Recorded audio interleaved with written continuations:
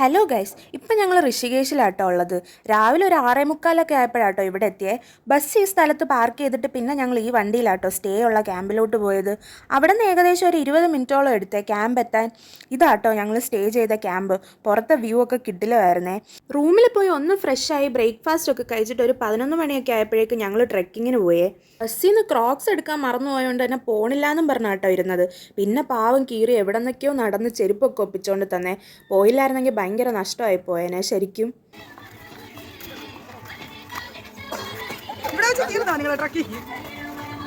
പോയ വഴിക്ക് പിന്നെ ഇതേപോലെ എവിടെയെങ്കിലും ഒക്കെ നിന്ന് ഡാൻസ് ഒക്കെ കളിച്ചാട്ടോ ഞങ്ങൾ പോയത്. കുറേ അങ്ങോട്ട് പോയി കഴിഞ്ഞപ്പോഴേക്കും നല്ലോണം തളർന്നു തുടങ്ങി. പിന്നെ ദേ അവിടെയൊക്കെ ഇരുന്ന് വെള്ളമൊക്കെ കുടിച്ച് പതുക്കെ ആട്ടോ ഞങ്ങൾ നടന്നത്.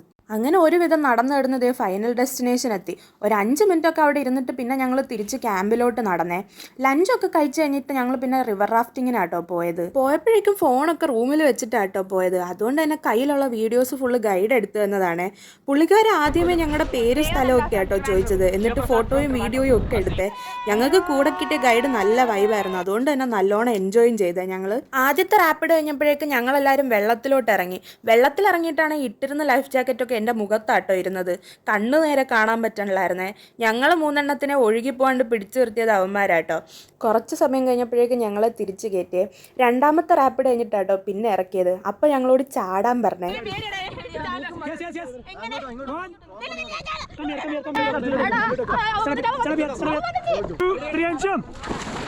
കുരുപ്പിനെ അങ്ങേരാണെങ്കിൽ വെള്ളത്തിലോട്ട് എടുത്ത് എറിയുവാട്ടോ ചെയ്തത്. അത് കണ്ടപ്പോഴേക്കും പിന്നെ എന്നെയും തള്ളിയിടുമെന്നുള്ള പേടിയിൽ ഞാൻ കിടന്ന് കീറാൻ തുടങ്ങി.